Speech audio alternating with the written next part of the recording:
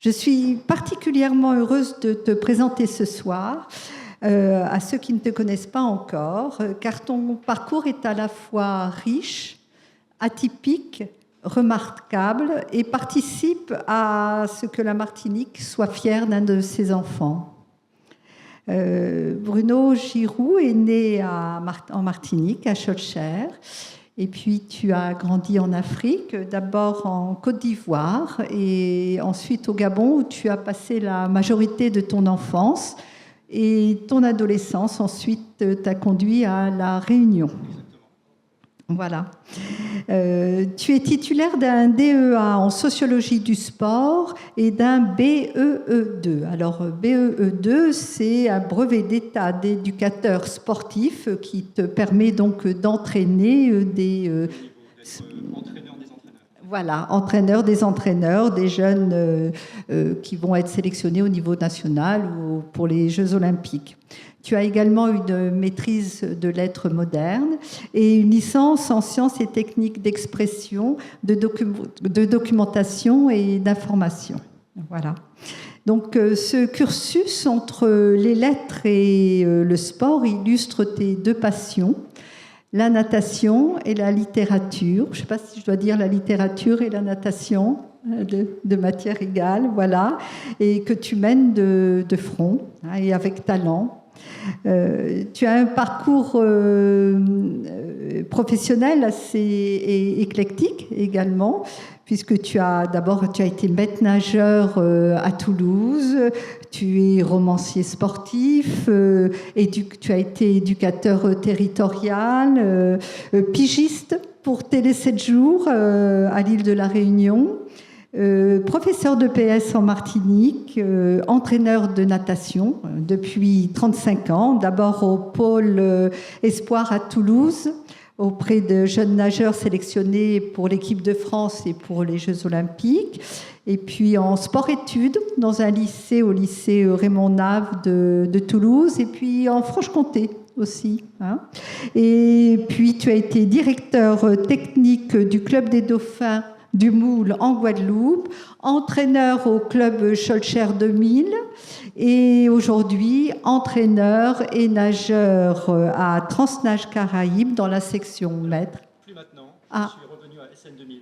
Ah, d'accord, très bien, la mise à jour est faite. Et parallèlement, tu es professeur documentaliste au lycée Bellevue. Bruno a du souffle, vous avez compris. Et ce qui est bien le moins, parce que quand on est responsable d'un centre de documentation et d'information dans un établissement scolaire, il faut savoir que le CDI, c'est le poumon de l'établissement. Et en plus, tu es détenteur d'une quarantaine de titres de champion de France de natation. Attention, en 50 mètres papillon, je ne sais pas si vous êtes déjà essayé. Et aux 400 mètres 4 nages dans la catégorie maître, dont le dernier a été remporté récemment, il y a peut-être 2 ans. Voilà. Alors, on imagine qu'être entraîneur doit générer une certaine frustration de ne pas monter sur le podium. Mais toi, tu réussis le tour de force d'être entraîneur et un champion. Voilà. Le point d'orgue de cette carrière a été l'année dernière, le 17 juin 2024, puisque tu as eu l'honneur de porter la flamme olympique en Martinique. Cela fait également 35 ans que Bruno entraîne tout en nageant et en écrivant. Alors je vais te citer, j'écris tout le temps, un petit peu. Un petit peu, mais par moments c'est très condensé et... Il y a des moments où je n'écris pas, je tiens à le dire, Karine, avec qui je partage ma vie. Voilà, mais c'est bien d'avoir plusieurs disons, centres d'intérêt, et comme ça on peut rebondir de l'un à l'autre en fonction de nos inspirations et des contraintes. Tu as publié ton premier roman en 1999. Mais tu sais tout, voilà. Je sais pas.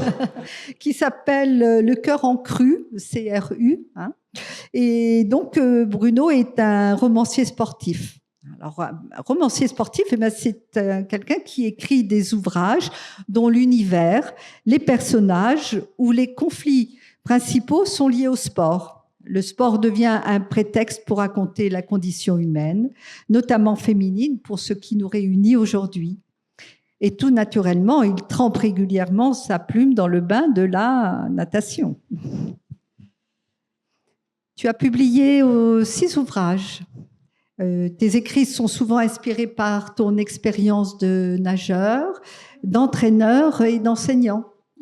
Oui, alors je me suis même essayé à d'autres styles que la littérature sportive, comme par exemple le Jardin d'Ulysse qui travaille sur, qui évoque le problème du harcèlement scolaire et tout ce qui est CLIS, unité d'inclusion scolaire. Donc j'ai fait un roman dessus.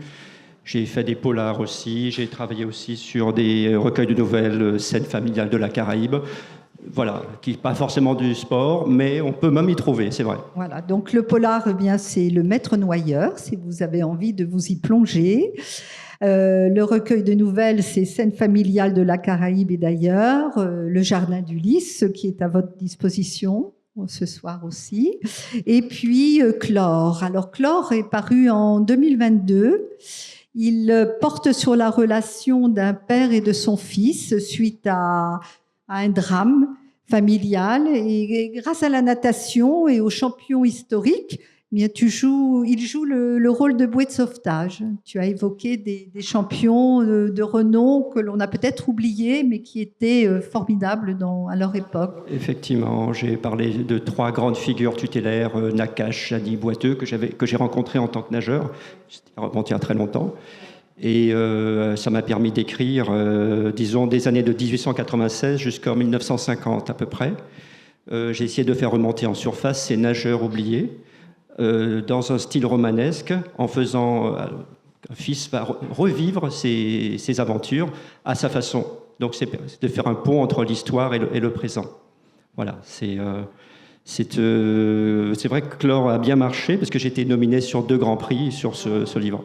C'est un récit très réaliste et poétique qui a doublement été salué par la critique, nommé pour le Grand Prix de la littérature sportive en 2022, finaliste du prix Antoine Blondin en 2023.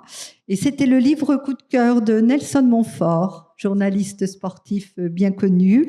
Et puis, je vais le dire au passage, Pascal Blanchard, un historien de renom, t'a félicité. Alors, je vous informe que Pascal Blanchard va venir, grâce à Tous Créoles, pour donner une conférence le 18 décembre prochain à l'IMS.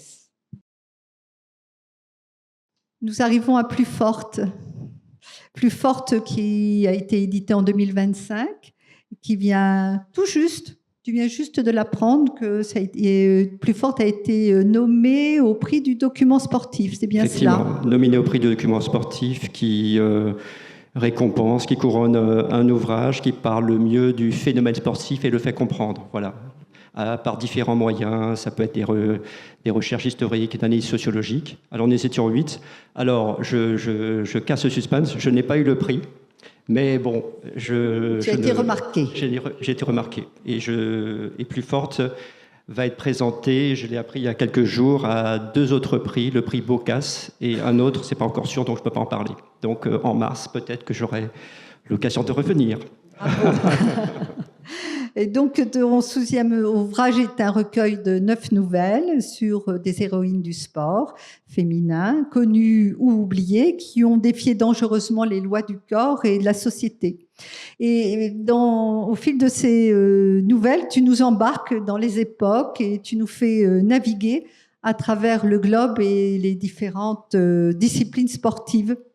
Ainsi, on peut aller de la Grèce antique à l'Iran de 2022, en passant par les années 1970, en évoquant Emma Sulter, qui nous fait l'honneur d'être présente avec nous ce soir. Merci beaucoup.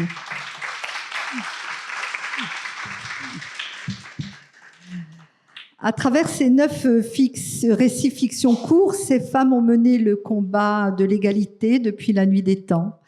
Et on est surpris par la diversité des sports. Tu vas nous parler tu vas évoquer le jeu de paume, le jeu de paume, pardon, le saut en hauteur, en passant par la boxe et d'autres encore dont tu nous parleras peut-être tout à l'heure. On passe des époques et des lieux à l'autre, et cette mosaïque a une unité thématique, celle de l'universalisme de la cause féminine. Alors c'est parce que Bruno est un romancier sportif que tu ne t'es pas contenté de raconter des exploits sportifs, fussent-ils féminins, mais de les mettre en perspective dans leur environnement politique et social.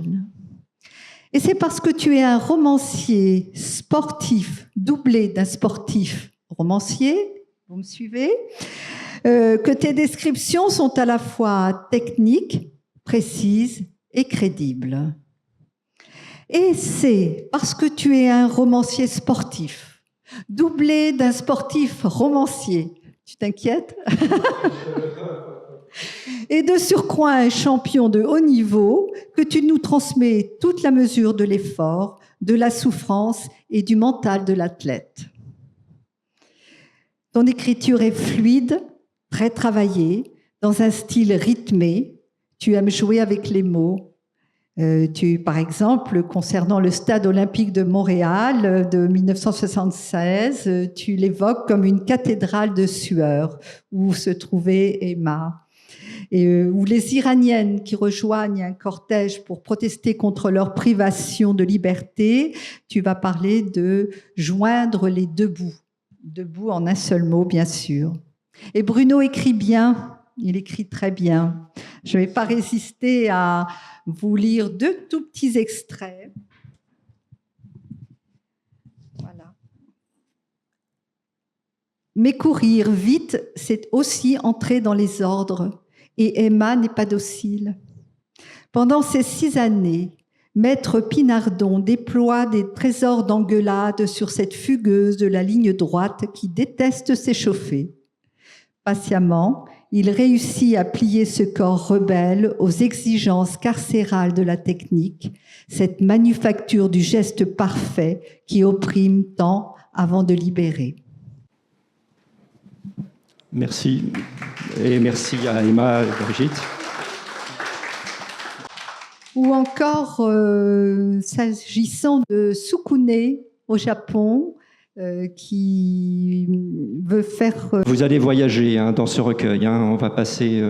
voilà. Voilà, concernant le sport de combat, le sumo. Ce rêve est toujours le même, grimper elle aussi sur la terre promise du dojo. Hélas, quelques siècles auparavant, la cléricature shintoïste a ligaturé totalement l'accès aux femmes. Une genèse revisitée où seule Ève aurait été chassée du paradis terrestre. Pourquoi? Quelle importance? L'habile alibi de la tradition a réponse à tout. Sukune sourit, elle ne va pas se laisser faire. Merci. C'est bien, tu ne donnes pas la fin, c'est bien. Alors, si on se réfère au fondateur en conclusion, au fondateur des Jeux Olympiques, et il était également fondateur du Comité international olympique, vous avez reconnu en la personne de Pierre de Coubertin, ce dernier disait en 1912 « Les JO devraient être réservés aux hommes. Leur rôle, en parlant des femmes, avant tout, devrait être de couronner les vainqueurs. » Et j'ajoute une petite chose il a dit beaucoup de choses, Pierre de Coubertin. En plus, je communique avec sa petite fille aussi en ce moment, et qui défend bien sûr l'héritage, même si elle est consciente aussi des polémiques. Mais il a dit aussi cette phrase qu'une Olympiade femelle, j'utilise ces termes, serait immature, inappropriée, inesthétique. Il faut voir le... Voilà, pour être précis, 1912. Depuis ce temps, il y a eu des avancées majeures dans le sport féminin, mais il subsiste des inégalités encore très visibles, inégalités de rémunération, sous-médiatisation, accès plus limité aux ressources et infrastructures. Et les femmes sont encore victimes de discrimination dans certaines parties du monde. Donc Bruno, je m'adresse aux collègues, il faut absolument, et je suppose qu'il est, que ton ouvrage soit sur les étagères de ton CDI, mais de tous les CDI. Alors, je ne peux pas obliger, mais si tu peux communiquer en ce sens, je te suivrai. Voilà. Alors, je terminerai par une question. Qu'est-ce qui a déterminé ton choix de ces 9 histoires si variées, étonnantes, surprenantes, originales pour certaines d'entre elles? Alors, et merci déjà Brigitte pour cette présentation plus que complète, et j'avais même oublié des aspects de ma bio. Pigiste, voilà, effectivement, j'avais fait des piges, effectivement, plus prof de PS. Merci de me rappeler toute cette époque. Et merci à tous Créoles pour votre invitation. Vraiment, je suis ravi d'être là. Merci à vous tous de m'écouter. Et j'espère rendre ce moment vraiment le plus convivial et le plus interactif. Donc, moi, je parlerai comme ça, donc n'hésitez pas à m'interpeller. Voilà, je ne vais pas suivre quelque chose, quoi. Je vais improviser en fonction de ce qui vient, si ça vous va. Et comme tu l'as dit, j'ai un parcours sportif costaud. J'ai été entraîneur d'une section sport-études. On a eu des nageurs en équipe de France, dont un qui a fait les Jeux olympiques. Donc pour moi, la question de la supériorité masculine sur les femmes ne se pose même pas. C'est une ineptie. Donc déjà pour moi, fallait que je creuse, fallait que j'aborde ça. Et puis mon ouvrage précédent, Chlore, j'étais assez naïf, puisque, comme je l'avais dit rapidement, je voulais vraiment, à l'approche des Jeux de 2024, rappeler au public tous les anciens champions, voilà, qui ont quelque part posé des jalons de ce sport. Et je voulais une parité homme-femme, et impossible, puisque je me suis rendu compte qu'il y avait très peu de femmes, finalement, parce qu'elles n'avaient pas le droit de nager, tout simplement. Et il a fallu attendre 1912 aux Jeux de Stockholm pour que les femmes aient le droit de nager, et encore que sur une seule épreuve. Voyez. Donc, ça m'a petit à petit, je me suis dit qu'il faut que je répare quelque chose. Donc, je ne vais pas dire que plus forte est la suite de Chlore, mais disons que c'est une continuité quelque part, où là, j'essaie de réparer quelque chose. Voilà. Alors c'est vrai que dans Chlore, j'ai réussi à mettre en avant des nageuses oubliées comme Yvonne Jeanne, Yvonne Godard, Ginette Sandral. Et j'ai eu l'occasion d'être invité sur France 2, France 3 pour en parler, justement, de ces nageuses oubliées. Et grâce à cette mise en lumière, j'ai été contacté par la mairie de Toulouse il y a quelques mois, qui m'a dit que grâce à ce travail plus Chlore, ils allaient baptiser 2 piscines du nom de Yvonne Godard et Gisèle Valery. Donc je suis assez fier d'avoir contribué à cette mise en lumière.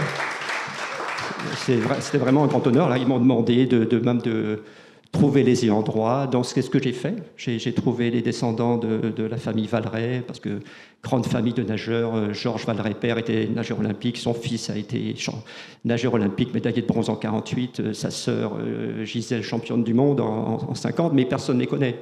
Voilà. Donc en fait, j'ai vraiment fait le focus dessus, et grâce à ça, eh bien, la réparation a lieu cette année à Toulouse. Et vous me voyez venir. C'est exactement ce que je veux faire pour Emma Sulter. Voilà. Donc je veux un maximum de lumière pour elle par rapport à ce qu'elle a vécu. Et lorsque j'ai commencé à écrire la nouvelle sortie de piste, je n'imaginais pas tous les tenants et aboutissants qui ont, ce traquenard, quoi, qui a contribué à cette éviction de ta finale olympique en 76.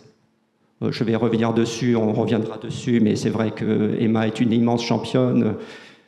On oublie qu'elle s'est qualifiée aussi aux Jeux de 72, Munich, mais blessée, elle n'a pas pu y aller.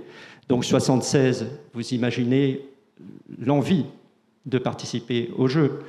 Et elle va y participer, elle va faire les relais. Mais par contre, c'est assez rocambolesque ce que tu vas subir, puisqu'elle va se qualifier à côté au Stade Ougachill. D'ailleurs, lycée Bellevue, on est à côté, donc à chaque fois que je suis à Bellevue, je pense à toi.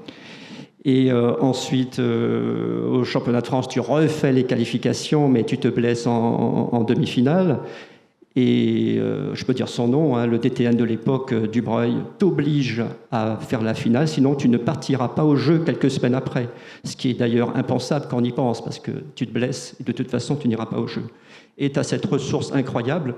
En tant que sportif, ça me parle, parce que tu décides de changer ta chambre d'appel le lendemain, il n'y a pas 3 jours, hein, pour participer à la finale, et tu te requalifies au jeu. Et extraordinaire. Là, j'avoue que je n'ai jamais vu ça dans l'histoire. Franchement, bravo. Mais on pense que c'est fini. On pense que ça y est, tout a été fait. Eh bien, pas du tout. Puisqu'il y a un entraîneur national, je dis son nom, bon, Jacques Després, c'est moi qui le dis, qui décide de te faire un barrage vis-à-vis de ces 2 coureuses à elle, parce qu'en fait, il a jugé parti. Il a également 2 athlètes qui vont faire les Jeux Olympiques. Donc l'idée, c'est, on comprend après, que c'est pour pouvoir prendre ta place. Donc tu vas faire ce barrage, hein, cette course éliminatoire, et tu vas gagner encore une fois. Ça va se passer, si je me souviens bien, à Vichy. C'est ça, à Vichy, oui, exactement. Donc c'est bon, tout est carré, normalement, et tu arrives au jeu de 76. Et là, sans que tu l'apprennes, puisqu'il y a une réunion qui va se faire en cachette, on t'élimine, on t'enlève de ta course individuelle. Voilà. C'est tellement... il n'y a pas de mots. Que, voilà, j'étais obligé de... Ah, j'avais pas vu que ça voilà. Il y a une image peut-être juste avant qui est pour moi extrêmement forte, puisque là, on te voit au début du relais 4x100. Voilà. Ce qui est bien la preuve que tu as fait les Jeux de 76, parce que là où ça va loin, c'est que si vous tapez olympics.com sur tous les sites qui recensent le pédigré de chaque athlète, vous ne trouvez pas Emma Sulter. Vous ne la trouvez qu'en 1980 aux Jeux Olympiques de Moscou. Donc là aussi, il y a une réparation à faire. Et je passe sur tellement de choses.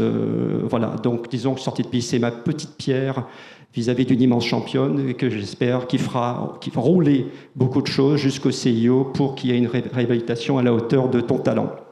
Voilà. Donc merci à toi.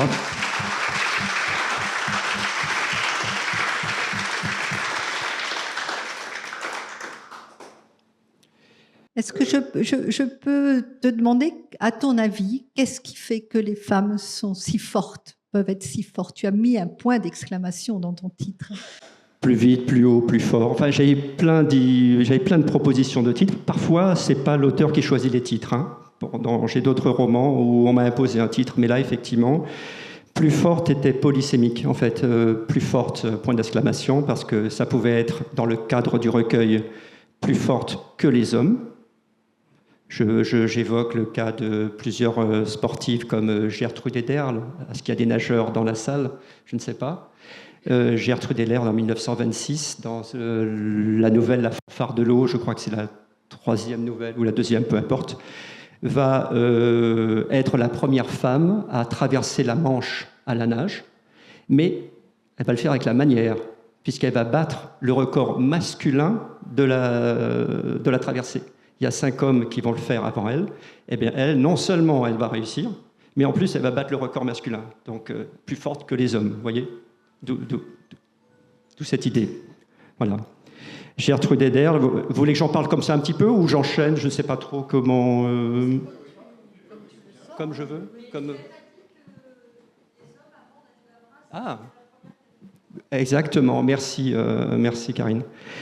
Oui, Gertrude Ederle, pour dire 2 mots, au jeu de 1924, c'était une crawleuse extraordinaire, américaine, hein, qui a eu 3 médailles olympiques, mais très frustrée parce qu'elle n'a pas eu l'or aux 400 nages libres, alors que c'était normalement, elle devait l'avoir par rapport à ses temps. Et son entraîneur de l'époque, James Wolfe, va décider de lui proposer un défi, un peu pour compenser, d'oser ce que aucune femme avant elle n'a réussi. Alors il y en a d'autres qui ont tenté la chose, hein, Annette Kellerman, Von Isasescu, la baronne, etc., 1900, etc. Mais Elles vont toutes échouer. En plus, petite parenthèse, ce n'est pas le premier choix de James Wolfe, parce qu'il avait en vue quelqu'un d'autre, mais cette personne s'était blessée en descendant d'un tramway. Bon, vous saurez toute l'histoire. Enfin bref, elle accepte. Elle décide de le faire en crawl, contre l'avis des autres, parce que le crawl, c'était à l'époque une nage de sprint. Et pour les autres, normalement, vu que c'est une distance qui fait 34 km, il faut le faire en brasse, hein, l'endurance, etc. Ou voir en overarm stroke ou trotgain, cette sorte de nage indienne. Voilà. Et elle décide de le faire en crawl. Elle commence la première fois sa traversée. Elle n'arrête pas, mais c'est son entraîneur, au bout de 10 heures de course, qui décide de lui toucher l'épaule pour lui dire d'arrêter, parce qu'il pense qu'elle ne va pas y arriver. Elle est furieuse, parce que si on touche l'épaule, ça vaut disqualification.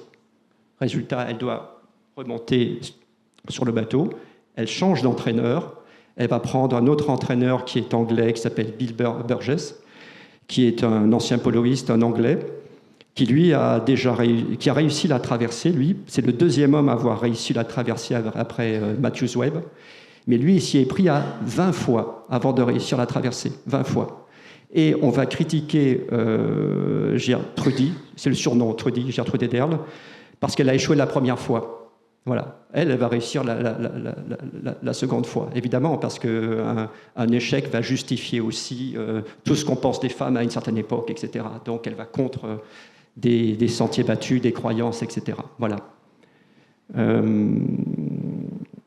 Est-ce que vous voulez que je lise un petit passage? Je ne sais pas trop. Ou j'enchaîne sur d'autres nouvelles? Tu as envie? Peut-être y a-t-il des questions dans l'assistance? Sinon, je peux enchaîner sur quelques nouvelles d'autres, et puis après, peut-être un peu de lecture, comme vous voulez. Je suis à votre disposition. Est-ce qu'il y a des questions, éventuellement? Sinon, je peux brosser quelques nouvelles comme ça. Oui. Et puis après, on peut faire un échange à votre convenance. Hein. Je sais. Valeret, voilà, justement. J'étais en contact avec le dernier descendant de la famille Valeret, dont justement la sœur Gisèle va être honorée à Toulouse. Est-ce que tu aurais le sommaire, peut-être, du livre? Comme ça, je pourrais passer d'une nouvelle rapidement à l'autre, et puis enchaîner comme ça. Ah, merci. Oui, alors vous avez compris que la fanfare de l'eau, c'est Gertrude Ederle. La fanfare de l'eau, bien sûr, pour le côté festif, mais aussi, j'avais derrière ça, c'est aussi un terme de vénerie, de chasse à courre. Lorsqu'une bête est acculée dans l'eau, eh bien, on sonne la charge dans l'eau. Donc, c'est une mise à mort. Et j'ai pris exprès ce titre un peu polysémique pour montrer que lorsqu'elle a loupé sa première tentative, eh bien, voilà, il y avait une sorte de mise à mort symbolique. Donc, on peut comprendre fanfare de l'eau dans les deux sens. Voilà. L'étoffe d'une championne. Là, c'est une nouvelle qui fait un focus sur une joueuse de paume. Le jeu de paume, vous voyez, l'ancêtre de tous les sports de balle. Hein. Voilà. Et je suis tombé sur cette personne, Margot Hunedière, ou Margot de Hainaut, totalement par hasard, en lisant un livre qui s'appelle Journal d'un bourgeois de Paris. Je ne sais pas si vous connaissez ce livre. Alors, ce n'est pas du tout un bourgeois qui a écrit ce livre, c'est une sorte d'universitaire, un théologien, qui a, au Moyen-Âge, de 1405 à 1450, fait une chronique quasiment au jour le jour du Paris de l'époque. C'était vraiment le premier chroniqueur, journaliste de l'époque, et c'est passionnant, puisqu'on sait tout sur les inondations, sur les dévaluations, voilà, on sait tout. Voilà. Et en se promenant, il va assister à un spectacle de jeu de paume où il va être surpris. Il y aura 4 lignes, simplement marquées, 4 lignes, où il dit « Tiens, je suis tombé sur une femme qui se prénomme Margot et qui bat tous les hommes qui veulent se mesurer à elle. » Voilà. Donc j'ai tenté,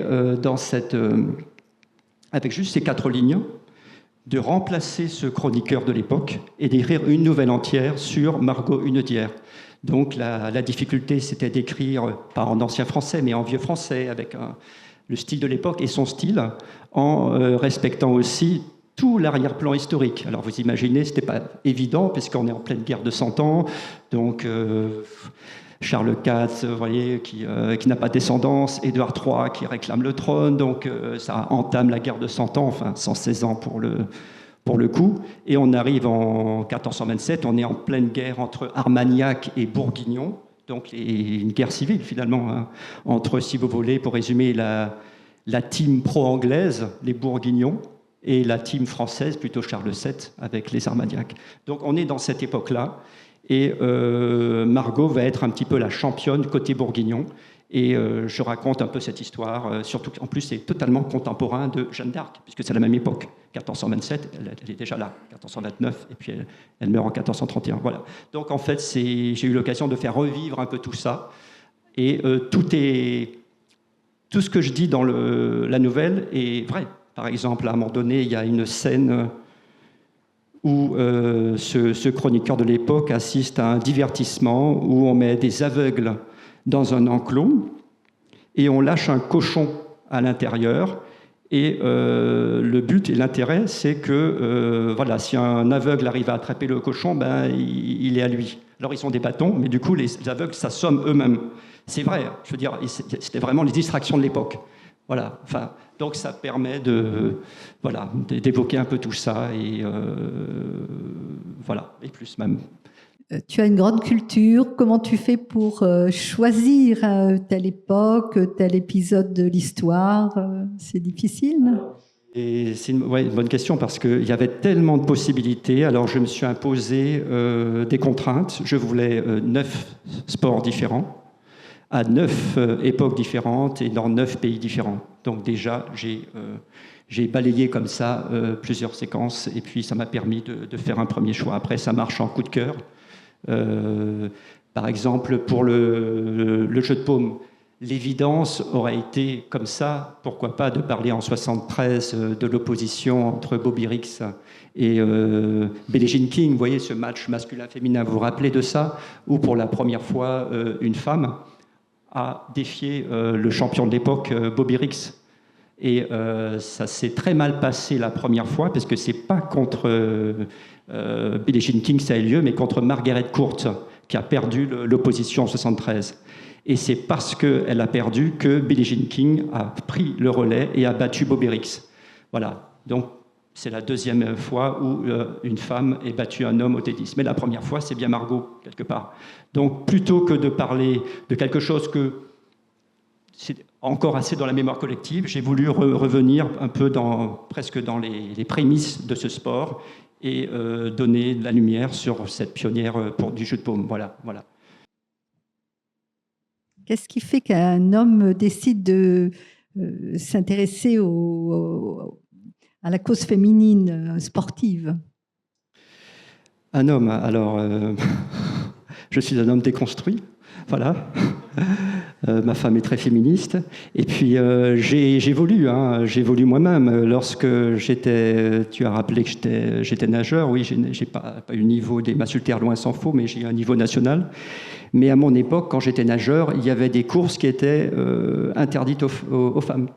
Il y avait par exemple le 1500 nage libre qui était réservé aux hommes, le 800 qui était réservé aux femmes, le 4x2 nage libre c'était interdit pour les femmes. Enfin. Et à l'époque, en tant que nageur, je ne vais pas dire que ça ne me posait pas de problème, mais voilà, je sais que d'autres ont nagé ici. On faisait, voilà, d'autres ont décidé, voilà. Et puis c'est petit à petit que je me suis, disons, alerté de tout ça, et je me suis rendu compte que finalement le sport a été, on le sait bien, historiquement privatisé par les hommes, et que cette conquête féminine du sport a été un long cheminement qui est toujours en cours d'ailleurs.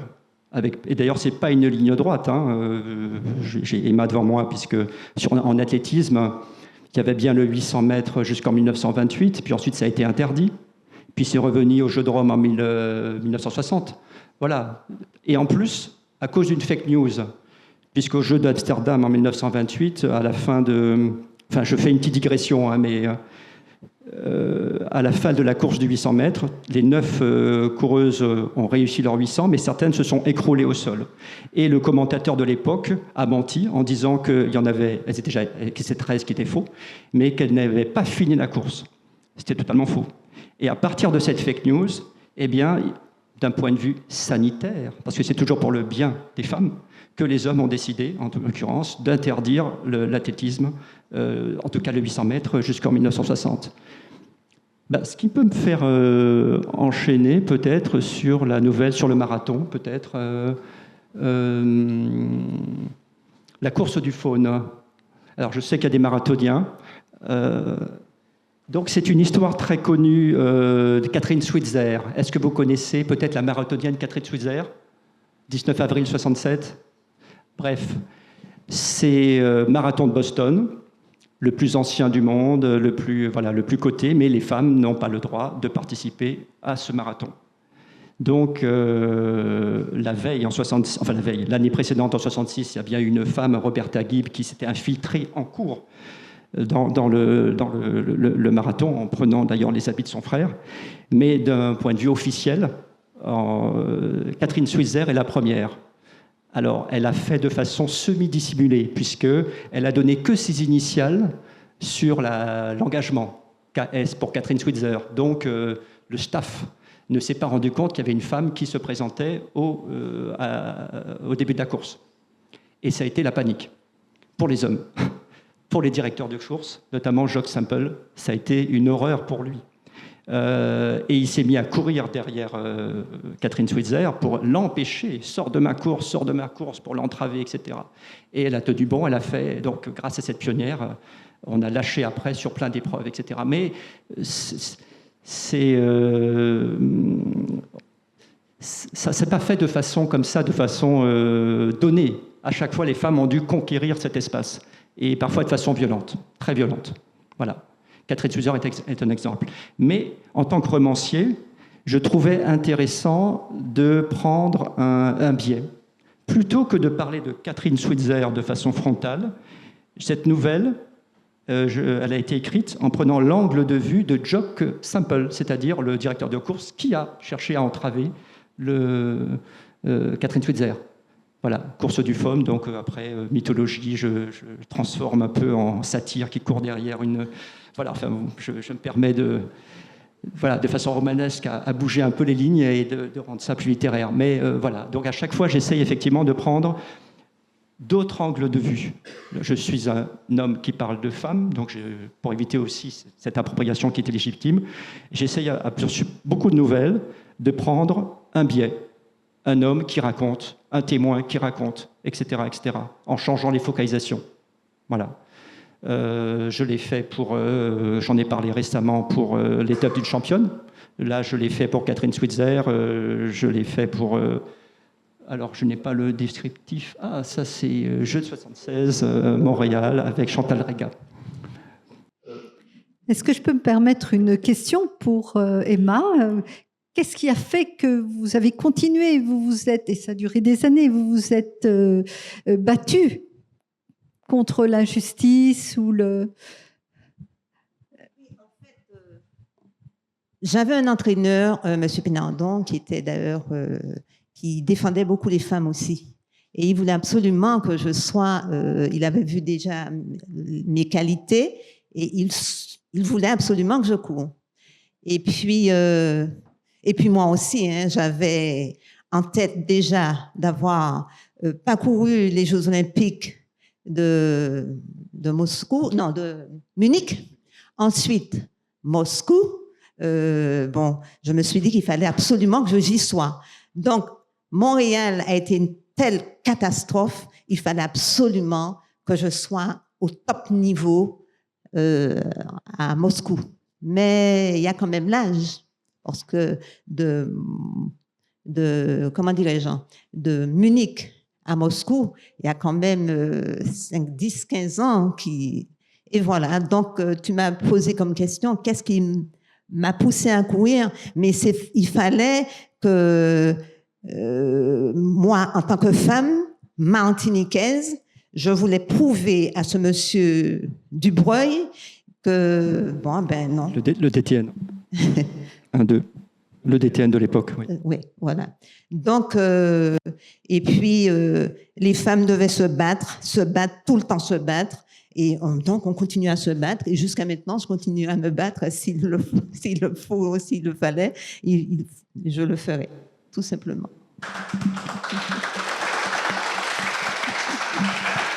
Mais merci. Alors, mais Emma, c'était un tel bonheur parce que quand j'ai écrit sur toi, j'ai d'abord attendu d'avoir des éditeurs parce que je n'allais pas t'embêter.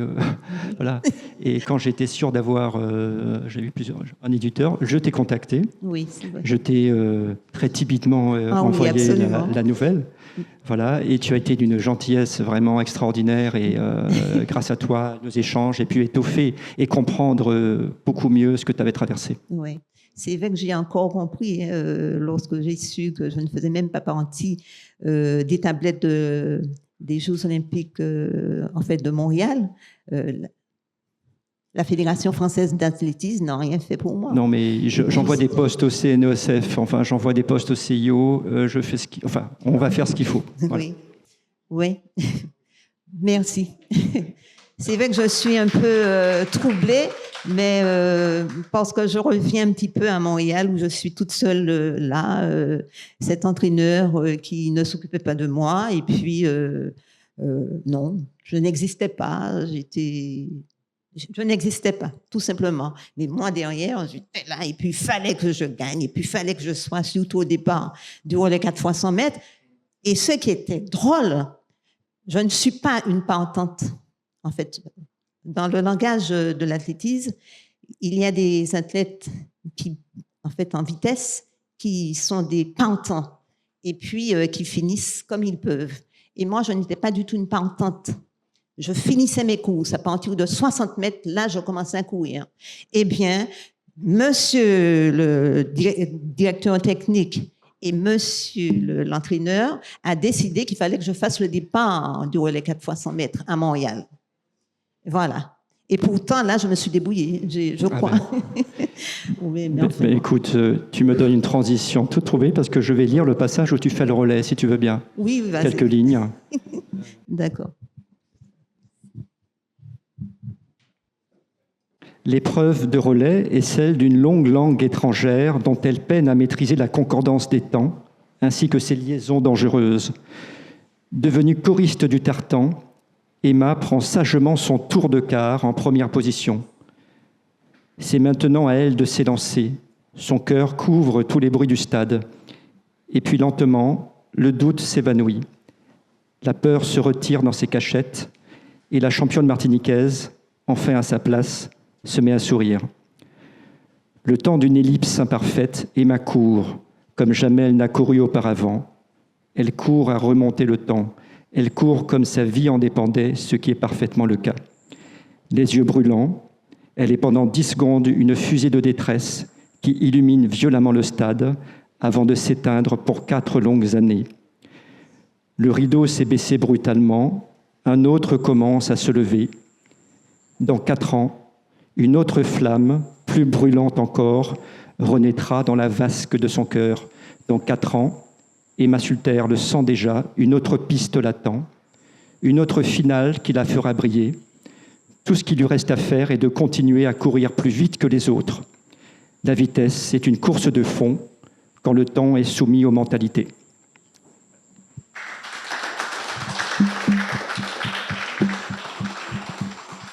Et c'est vrai que d'un point de vue littérature, c'est assez proche de la vérité, mais j'ai aussi, dans d'autres nouvelles, évidemment, être beaucoup plus romanesque, mais j'ai essayé de faire coïncider l'histoire avec ce qui s'est passé.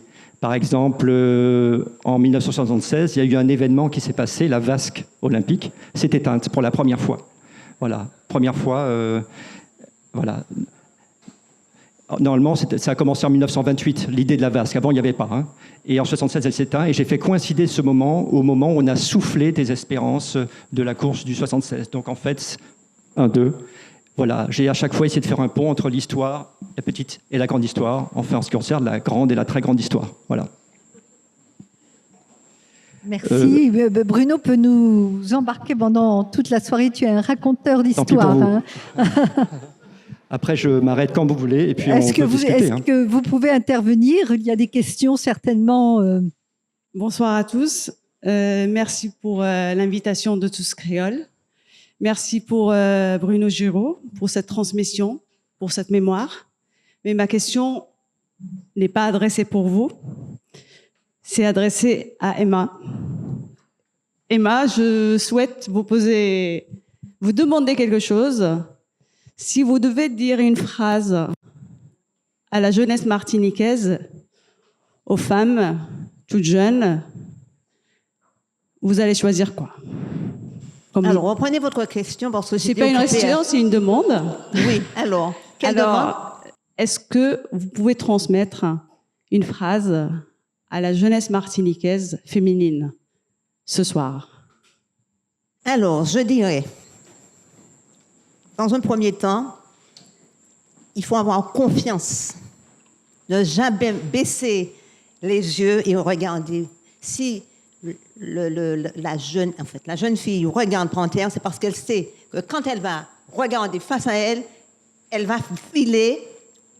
Et puis voilà, je ne sais pas comment l'expliquer, mais c'est tellement fort en moi que... Parce que quand je vais courir, avant de me mettre au départ, j'ai le regard fixé par terre, là, à 1 mètre, 2 mètres. Mais lorsque je regarde devant moi, je sais où je vais. Ni à gauche, ni à droite. Je vais, et puis après on verra. C'est tout.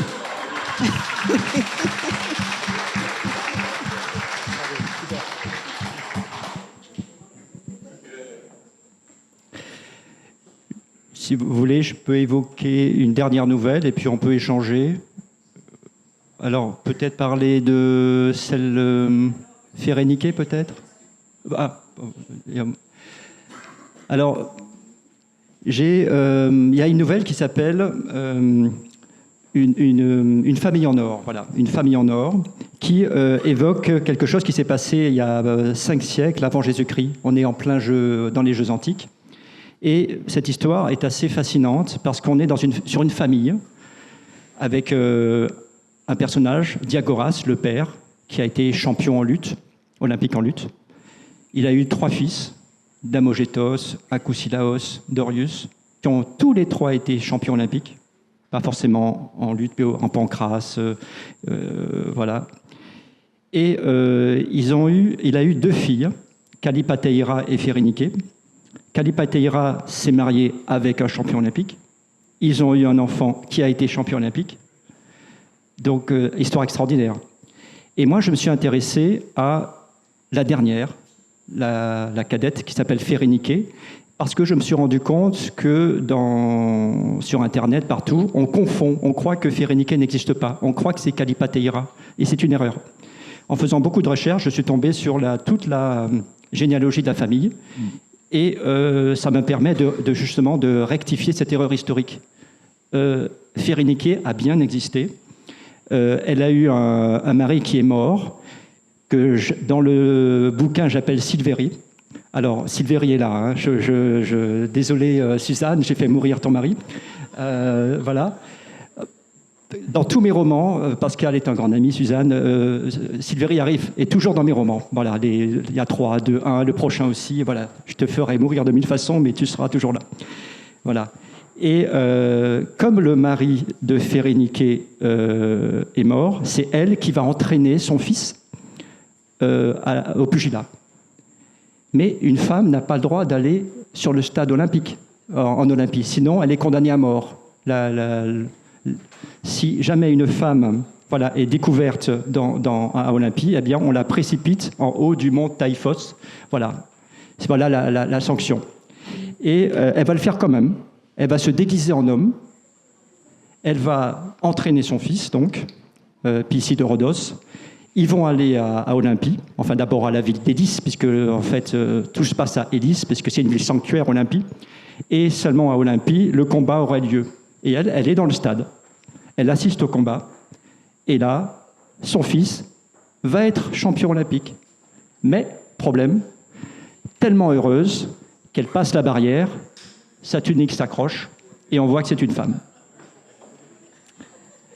Donc cette histoire, je l'ai trouvée fascinante. Je ne vous dis pas la fin, ce qui va se passer. Par contre, je la dédie dans chaque nouvelle, il y a une dédicace et je la dédie à Sahar Kodayari. Alors Sahar Kodayari, là on est en 2019, on est en Iran et j'ai trouvé que les histoires étaient assez similaires. C'est l'histoire d'une Iranienne qui est allée sur un stade de foot et les femmes n'avaient pas le droit d'aller sur un stade pour voir l'équipe de foot. Donc elle s'est déguisée en homme, Sahar Kodayari. Vous voyez où je veux en venir?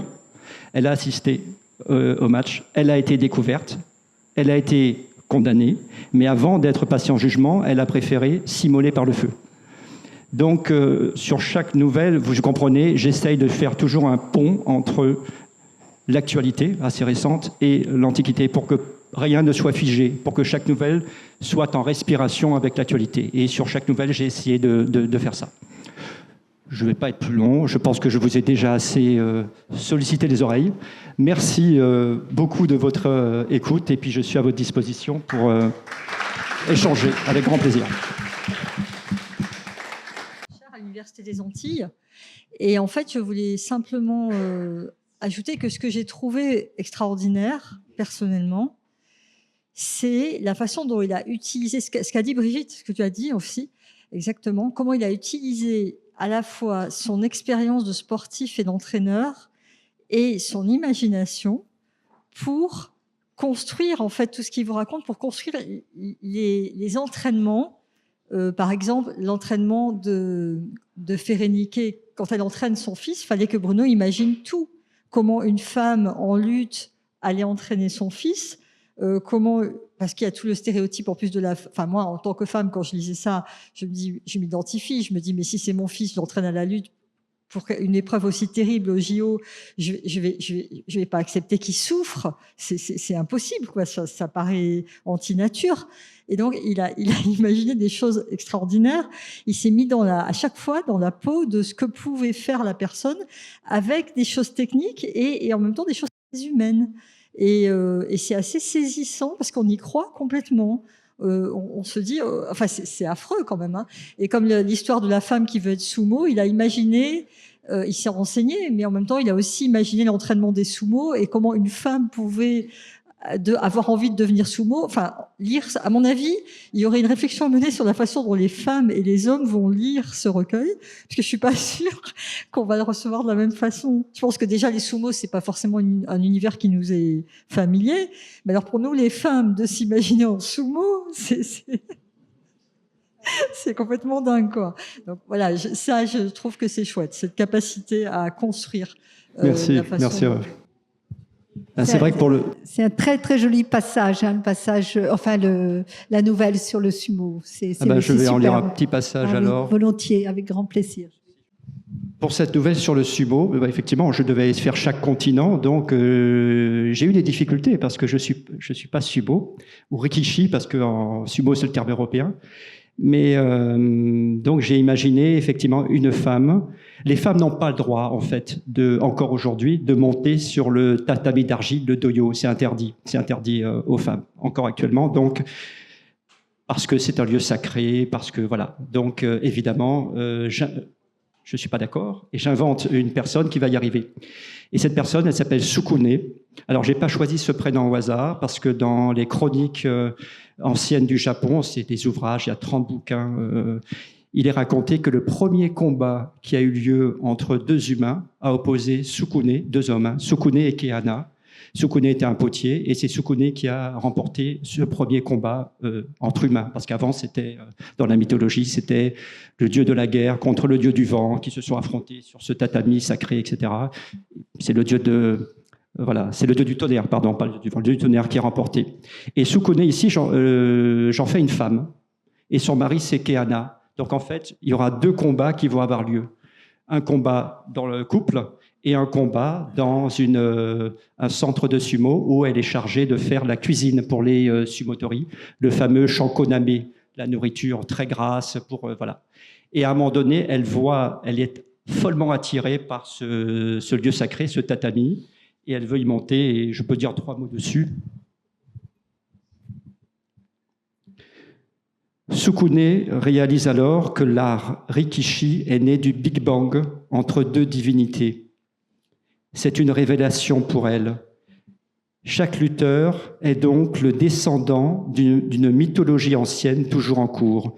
Chaque combat est une commémoration, un spectacle offert aux dieux sur un plateau d'argile. Ce terreau est un autel cerclé par une ligne de force inviolable, une corde de récitation, un bourrelet gravitationnel. L'argile qui le compose a été tassée par le labour épais de générations de lutteurs. Il est le haut lieu des premières batailles, dont ce tout petit cercle forme le dernier carré. Dès que le combat commence, la magie s'amplifie, le tatami de terre s'agrandit sous les yeux émerveillés de Sukune pour devenir une arène, le colisée même de toutes les collisions, la table ronde des premiers âges où elle peut toucher du doigt l'aube des temps anciens. Ce tertre si étroit est maintenant une plaque continentale sur laquelle s'affrontent 2 poussées tectoniques. Voilà.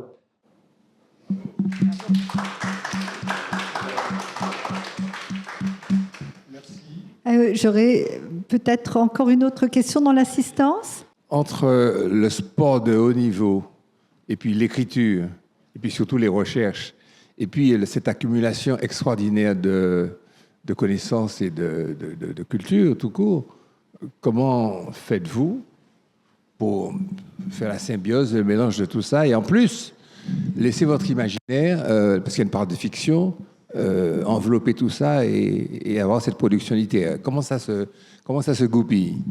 C'est même assez mystérieux pour moi, j'avoue. Après, bon, c'est vrai que je suis un peu une éponge, j'absorbe beaucoup de choses et je sens que là, c'est intéressant, là, il y a matière, là, je peux tisser quelque chose. Ça se fait quasiment naturellement. Voilà. Après, j'ai un passé de sportif. Pour le petit détail, la nouvelle de Sukune, j'ai soumis cette nouvelle à un ami qui a été finaliste aux Jeux Olympiques d'Atlanta, c'est Vladimir Latosha, j'ai entraîné sa sœur, et qui a vécu longtemps au Japon et qui faisait des arts martiaux. Donc en fait, avec mes relations du haut niveau, j'ai pu comme ça aussi vérifier si ce que j'écrivais était corrélé avec... voilà. Et après, c'est vrai que sport, littérature, les deux s'entremêlent, et puis j'en suis surpris moi-même. Voilà. Je vais dire une fadaise ou un cliché. Comment la gente humaine, avec le regard de l'écrivain, comment la gente masculine a pu perpétuer une telle stupidité tout au long de son existence? Et vous savez, quand après les croyances sont érigées en dogme, on ne les remet plus en question, puisqu'après le cerveau est formaté. Donc lorsqu'on dit quelque chose, une femme est plus faible, eh bien on ne va pas remettre en cause parce que c'est confortable de le croire, parce que voilà, traditionnellement, etc. Donc, et après, très bonne question, parce que c'est assez pernicieux et hypocrite, puisque les hommes souvent vont créer des conditions pour que les femmes n'y arrivent pas, et même faire les choses à l'envers, faire d'une cause une conséquence. Par exemple, je ne mets pas en place les conditions pour que les femmes s'entraînent. Donc, lorsqu'une femme tente un exploit, elle n'y arrive pas, c'est la preuve qu'elle n'a pas le niveau. Mais on ne voit pas que les conditions ont été créées pour qu'elle n'y arrive pas. Donc, en fait, on prend le cheminement à l'envers, vous voyez. Et tout est biaisé comme ça, de façon extrêmement hypocrite. Vraiment. Et après, bon, il n'y a pas que les hommes. Je vais peut-être... décevoir quelques femmes, mais il n'y a pas que les hommes qui sont contre ce schéma-là. Je peux prendre l'exemple d'une très grande championne, Suzanne Lenglen, au tennis.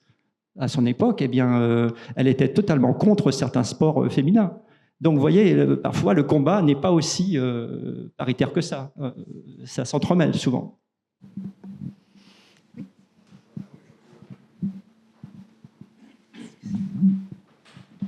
Je pense aussi que c'était une autre époque. Et à chaque époque, ça évolue, en fait. On ne peut pas, avec nos yeux du 21e siècle, juger 3 ou 4 siècles ce qui se passait. Donc, je pense que c'est l'évolution normale et tant mieux. Moi, j'avais une question plus technique sur les sports de haut niveau. Je pense évidemment à la natation, au football ou à l'athlétisme surtout. Est-ce que, en fait, l'écart entre les hommes et les femmes se réduit ou au contraire s'écarte? Je pense par exemple quand on voit les 100 mètres papillons ou nage libre des hommes et on compare avec les scores des femmes, il y a encore quand même un écart, ou l'athlétisme c'est encore vrai, il y a un écart assez significatif, mais est-ce qu'on va plus sur un rétrécissement de l'écart ou au contraire on s'éloigne entre les deux sexes? Eh bien, en fait, l'écart, bien, en tant que nageur, reste assez stable. Il y a toujours à peu près 7 secondes d'écart sur un 100 mètres, à part quelques individualités qui arrivent un petit peu à grignoter. Mais on a déjà une femme, là, il y a quelques semaines seulement, qui a réussi à casser les 50 secondes de son nage libre. Voilà. Donc, alors que les hommes sont à 44, 6, 7 secondes. Voilà. Et on est comme ça, à peu près sur cet écart type qui ne bouge pas. Lorsque les femmes commencent à progresser physiquement et à se rapprocher du record, ben les hommes aussi n'attendent pas. Donc l'écart, voilà, sur le 100 mètres, 50, voilà, 3 secondes 50, 7 secondes sur 100 mètres, etc. Avec quelques mutantes comme une Ledecky, effectivement, qui réduit un peu les écarts, une Laure Manodou qui a rebattu les cartes à une époque, et d'autres. Ouais.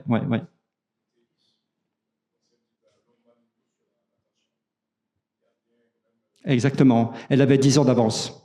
Laure Manodou avait 10 ans d'avance, effectivement. Oui, c'est vrai. 400, 800, 200 d'eau, 1500 même, etc. Mais maintenant, tous ces temps ont été battus. Ouais.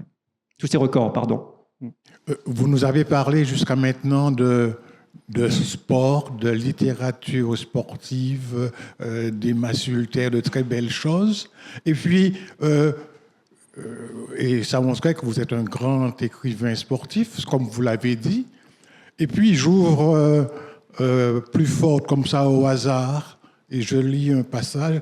Je tombe sur « Je te salue Marie » et je commence comme ça à lire. Et je découvre pratiquement toute autre chose, une littérature de douceur et de tendresse qui me surprend, me dit « Mais ce n'est pas le même livre, ce n'est pas le même auteur. Hein. » Et je lis... je sais pas moi, il a fallu bien t'interner. Chaque jour, je traverse Nancy pour te rendre visite. Je te caresse doucement la joue, je la sens qui tressaille. Ton visage au moins n'a pas bougé, etc. Alors, je n'ai pas lu le reste, alors je voulais savoir qu'est-ce qu'il y a de sportif dans cette tendresse.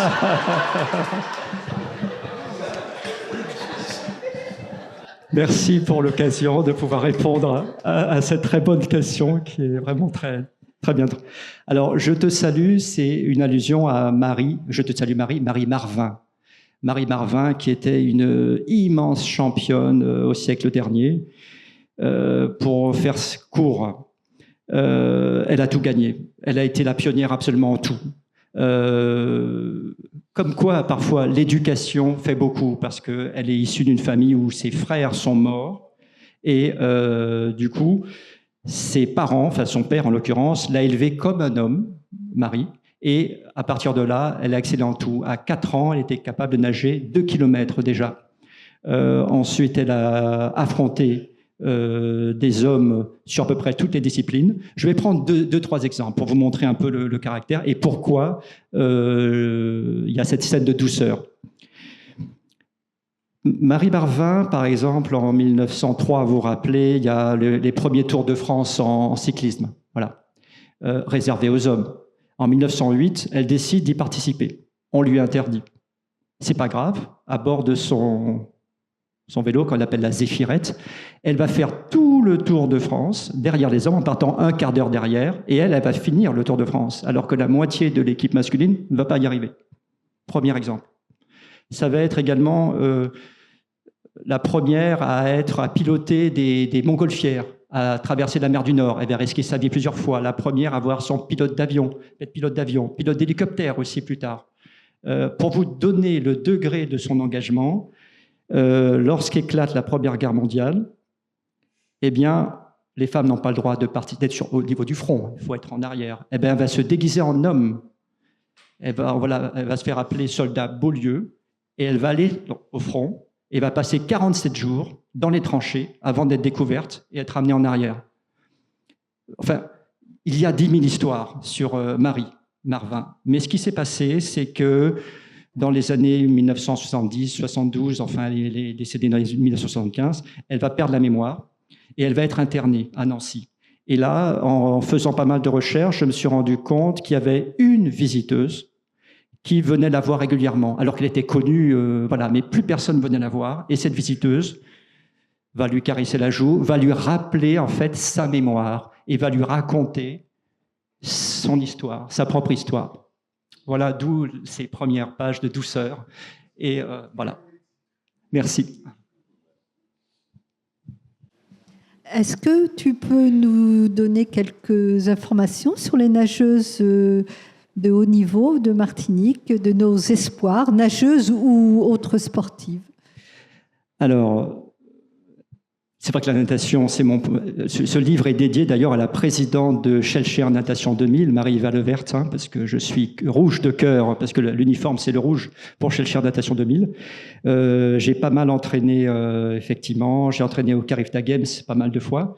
Vous savez que cette année, ça va se passer en Martinique, les Carifta. Bon, je suis un peu inquiet, j'avoue. Je trouve qu'il y a un petit creux en ce moment en natation en Martinique.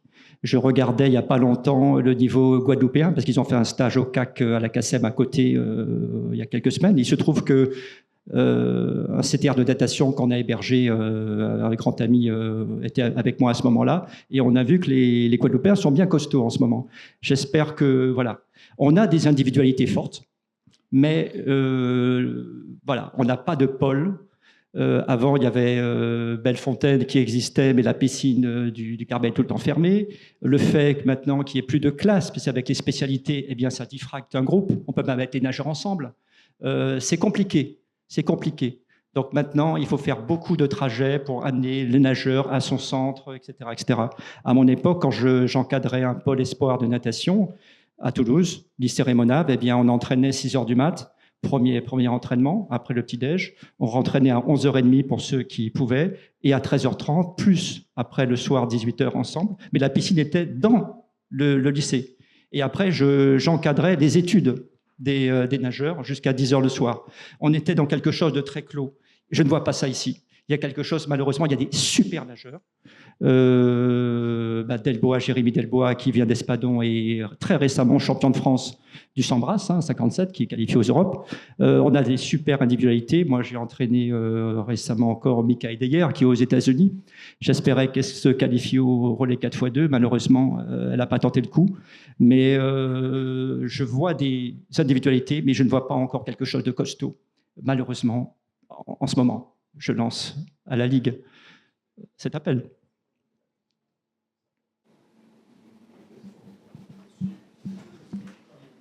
Bien, pas d'autres questions?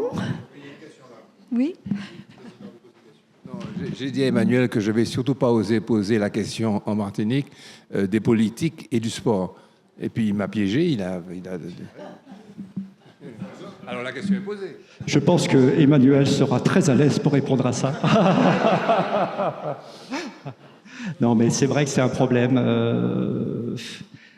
Tout repose un peu sur les parents pour amener les nageurs. Les conditions d'entraînement, c'est vraiment pas évident, quoi. Et il fait une chaleur particulière ici aussi. Comment c'est possible qu'on ait des piscines, que les vidanges des piscines, enfin les nettoyages des piscines durent un mois et demi ici.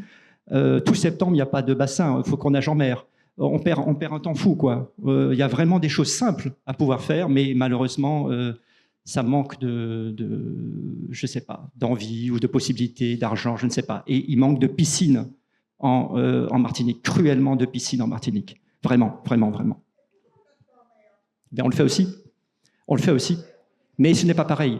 On n'a pas la même portance, on ne peut pas faire les virages, on n'a pas les mêmes sens. Voilà, on le fait, bien sûr, on le fait. J'ai entraîné longtemps au Dauphin du Moule en Guadeloupe, on n'avait pas de piscine, on s'entraînait en mer. Après, on allait jusqu'à Saint-François pour nager. On avait des résultats, mais ça a été compliqué. Et je peux en parler, d'ailleurs, Karine, mon épouse, a été présidente du club, donc ça a été un investissement très, très, très lourd.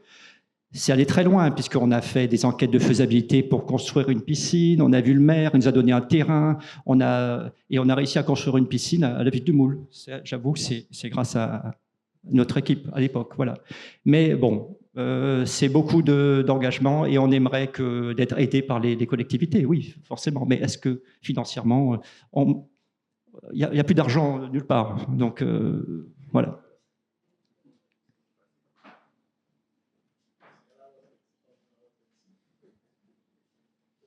On va laisser tomber la politique et je vais parler plutôt d'une cause que je défends depuis quelques années que je suis au Martinique. Je travaille beaucoup avec les lycéens, les universitaires. Et après votre présentation, j'avoue que je ne connaissais pas Bruno Giraud. Je viens de le découvrir, je suis ravie. Dans quel parcours littéraire, si, au cas où, on propose au rectorat d'insérer un de vos œuvres pour le bac de français? Parce que je trouve que Marie Scondé, certes, ou Aimé Césaire, encore certes, comme on dit dans l'éloquence, c'est des œuvres qui ont marqué la littérature et l'histoire, mais on a un documentaliste qui est à Bellevue, on a des lycéens, on a des prépas, et je trouve ça, de mon point de vue, inadmissible de gâcher une personne sur le territoire pour aller puiser dans l'histoire des œuvres, sachant qu'ils peuvent échanger avec vous, qu'ils peuvent aussi connaître, comme je viens de connaître Emma. Je ne sais pas si vous avez tenté de vous rapprocher de... Ce n'est pas à mon niveau que ça se joue. Il n'y a pas d'argent aussi? C'est très gentil, mais ce n'est pas à mon niveau que ça se joue. Mais je suis très honoré d'être hissé à la hauteur de... Voilà, maintenant... mais à la demande de collègues, j'interviens dans des classes. Je le fais. Je suis ouvert à toutes les possibilités et je le fais bien volontiers. Après, voilà quoi. Moi, si je dois faire une desserte en français, je préfère faire une desserte d'une personne qui est là aujourd'hui. Ben, c'est gentil. Voilà. Mais d'ailleurs, quand j'avais écrit un autre recueil qui s'appelle Scènes familiales de la Caraïbe, j'ai appris il y a quelques années qu'en fait ce recueil était étudié à l'université aux Pays-Bas. Mais voilà, ça a été vraiment extraordinaire. Enfin voilà, j'ai eu comme ça des très bonnes surprises. Et d'ailleurs, petite anecdote sur Scènes familiales. La première nouvelle, qui s'appelle Un bonheur de façade, a été lue de façon théâtrale au Festival de la ville de Fort-de-France en 2020 par Rita Ravier, mais je n'étais même pas au courant. Donc, je n'étais même pas invité. Je l'ai su après. J'aurais adoré venir. Et je suis très fier qu'ils aient choisi cette nouvelle. Mais parfois, bon, ça se passe comme ça, et tant pis, et tant mieux. Voilà. Oui, on parle beaucoup de misogynie, d'écart entre les genres. On a un focus sur le sport, différentes époques. Vous avez parlé un peu de l'Iran. Je pense que nous tous qui sommes ici, on peut se féliciter, à minima, nos femmes, nos mères, nos filles, mais nous, les hommes aussi, de vivre plutôt là où on est aujourd'hui, plutôt que dans des situations qui sont bien moins confortables pour la relation entre les sexes. On a parlé de ces petites victoires où des femmes franchissent des obstacles et mettent en évidence le fait que ce qui paraissait acquis et normal ne l'était pas. Dans 20 ans, dans 30 ans, qu'est-ce qui, aujourd'hui, sera jugé inacceptable dans une génération sur cette thématique de la différence entre les genres et dans le sport, en l'occurrence? Vaste question, parce que lorsqu'on parle, notre président ou futur ex-président parle de réarmement démographique, on imagine bien où les femmes vont se placer à partir de là. Donc ça va être, le sport va être, vous voyez, la notion de genre est très, très intéressante, puisque évidemment je n'ai pas échappé à cette question dans les nouvelles et je l'ai abordée dans une nouvelle qui s'appelle, du coup le titre, je l'oublie. Haute trahison, qui raconte finalement l'histoire de... Ça se passe en 1936. J'essaie de répondre à cette question, puisque ce qui m'avait frappé, je fais une petite parenthèse, actuellement, on parle d'hyperandrogénie, on parle d'intersexe, on parle de transgenre, etc., de cisgenre. Voilà. Or, ces questions-là qui étaient déjà aussi à l'époque très, très débattues, notamment, et j'ai trouvé une histoire qui fait un peu le pont. En 1936, il y a eu Jeux de Berlin, donc, comme je ne vous apprends rien, il y a eu l'épreuve de saut en hauteur. Et la championne d'Allemagne, Gretel Bergmann, a été, éliminée de l'équipe d'Allemagne juste avant les Jeux, parce qu'il ne fallait pas éliminer les Juifs. Elle était juive, hein, parce que sinon les États-Unis auraient boycotté les Jeux. Donc ils ont fait semblant de la maintenir dans l'équipe. Et puis juste une fois que tout était fait, ils l'ont éliminée. Et ils ont mis à la place un homme déguisé en femme, Dora Rajan, qui a participé au jeu à sa place. Voilà. Donc, vous voyez, le pont, le passé, le présent, voilà. Alors, est-ce que c'était un cas d'intersexe? Est-ce que c'était vraiment une dissimulation? Est-ce que c'était un cas transgenre? Vous voyez, les questions sont ouvertes, mais elle a été démasquée en 1938 lors d'un contrôle. Et après un contrôle physiologique, elle a été déclarée homme. Elle a été envoyée au front. Du coup, c'est plus Dora, mais on l'appelle maintenant Heinrich, même prénom que son père, a survécu à la guerre et ensuite est revenu et a repris le bar que tenaient ses parents. Et à partir de là, eh bien, c'était devenu Heinrich. Alors, pour la petite histoire, il y a plein de journalistes pendant des années qui ont essayé de l'interviewer, Heinrich. Heinrich a toujours refusé. Alors, dans cette nouvelle, Haute trahison, Heinrich reçoit l'appel d'un journaliste, il va bien sûr refuser, et après je ferai une introspection de ce que pense Dora Rajan, alias Heinrich, de toute cette époque-là, et je fais revivre finalement son relationnel avec Gretel Bergmann, les Jeux de 36, ce qui s'est passé, etc. Donc j'essaie effectivement de faire dialoguer les questions les plus contemporaines, les plus prégnantes, avec, voilà, pour montrer qu'on ne découvre rien, mais tout est en métaphore filée. Vous voyez que ça valait la peine d'avoir choisi cette soirée littéraire. Hein. Vous avez remarqué la générosité de Bruno. Merci à vous d'être venu, surtout parce vraiment, que vous avez affronté les embouteillages. Un grand merci vraiment pour ton éloquence, ta culture, ton plaisir de nous faire partager ce moment. Vraiment, un grand merci encore. Merci beaucoup, Brigitte. Qui gagne à être connu et reconnu. Merci mille fois et merci à tous. Vraiment très heureux.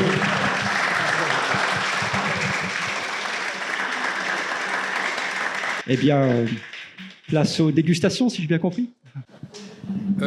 Brigitte a fait tellement de progrès que non seulement elle est commentatrice, elle est animatrice, et puis elle conclut à la place du président. Mes félicitations. Je veux te tutoyer dans le monde sportif. Je pense qu'au nom de tout le monde et surtout de l'association, du bureau, nous te remercions profondément. Je suis excessivement fier de cette soirée parce que nous avons des compétiteurs fameux, illustres, internationaux qui, pendant ce temps-là, eux, peut-être qu'ils remplissent les stades. Mais nous avons eu un public intéressé, intéressant, un orateur de qualité, une culture phénoménale. Pourtant, Karine me connaît, je suis beaucoup plus à l'aise à l'écrit qu'à l'oral. Hein, et je ne suis pas très à l'aise dans ce genre de prestation, je vous assure. Je dis à mon épouse, du coup, de ce fait, j'allais dire du coup, on n'employait plus cette expression, le du coup, hein, je voulais vous dire ça en passant. Ou bien, voilà, non plus voilà, ça faut arrêter quand même, avec cette facilité du langage. Dans un café littéraire, il faut que je m'exprime sans du coup, sans voilà. De ce fait, ma chère épouse, il faudra que tu achètes quelques ouvrages. Je vous remercie beaucoup d'être venu, d'avoir affronté cette autoroute mortifère et funeste et terrible. Et la littérature, là. Voilà. C'est une véritable épreuve sportive. Vous avez, pour certains d'entre vous, peut-être découvert Tous Créoles. Nous sommes un groupe de personnes sans tabou, sans couleur de peau, sans idéologie, avec peut-être des tics et des manies. C'est-à-dire, nous aimons le juste, nous aimons le bien, nous aimons le beau. Et je crois que nous avons été satisfaits ce soir. Merci, Bruno. Merci, Gérard. Merci beaucoup. Et merci à tous. Très, très heureux d'être là et grâce à vous. Merci encore. Merci.